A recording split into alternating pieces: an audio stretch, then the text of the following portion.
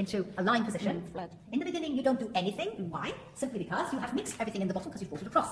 So you have to be patient, you wait a few days, then you mark the bottle. We will see that for the real ones. The mark is a reminder to know whether you go left or right, a quarter, a sixth, or an eighth. And why do you want to go left or right, a quarter, a sixth, or an eighth? It's because when you're doing the turning, what you are actually doing, you're helping the sediment to always keep together and to come slowly but surely down. I'm going to show you with the real bottle. Come with me. I want to go at the bottom.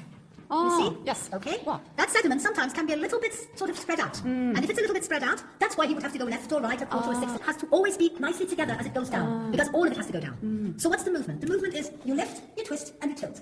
If it's not quite nicely together, it's you lift, you twist, left, right, quarter, sixth, or eighth, and you tilt. And when he's turning, when it's a normal bottle, so it's 60 on each side, it's two hands at the same time, the first, the fourth, the second, the fifth, the third, and the sixth. And that is why, for instance, here, he did not mark all of the bottles. Two in the middle is enough, he knows how he turned these. How long does this last? Mechanically, it lasts about 5 days. So you're going to say to me, why do you do it by hand still? Because transmission is a key word for the family. Pass on a know-how that otherwise shall be forgotten about. So are you still doing by hands? Yes, Wow. that's why they're here. So we have 2 people still doing by hand. It takes much longer tradition. It takes 6 to 8 weeks. He can still do 35 to 45,000 bottles a day. Wow. And sorry, I thought you said sorry. And well, he doesn't come every day anymore. Now it's about every second day.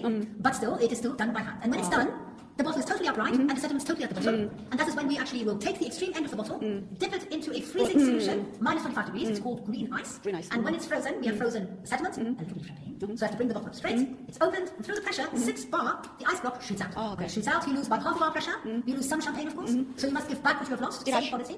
That's the tirage. Tirage. There you go. And then we give in also, well, the tirage is actually, to be honest with you, this is a different type of tirage. The tirage, word tirage, is when we fill them up with the wine, with the sugar, with the yeast, for the bottle fermentation. Now this is going to be a moment where we have to do the bottling. So embouteillage, we're bottling to bring all the different, well, just to give back what we have lost. We put in also a little bit of sugar. You don't have to. If you don't want to put in the sugar, it's called nature. If you put in a tiny bit of sugar, it's called extra brut. And when you put in a normal amount of sugar, that's between 6 and 12, it's called brut. You will have 9 and 8 grams sugar per litre with meat today. And there are sweeter ones. Nocturne, 17 gram, which is sec, or demi-sec, 35 gram. And when all that's quite sweet. When all that's done, final cork, wire cage, and then of course we're ready. But they still stay down here a few more months because if you put in sugar, you have to have it all mixed together. Okay. And you see the sediment? Wow. Okay. So it still has a little bit to do. Okay. Oh, wait a minute. My light's going a little bit dead. There you go. So it still has a little bit of turning, so it's completely in here. All right.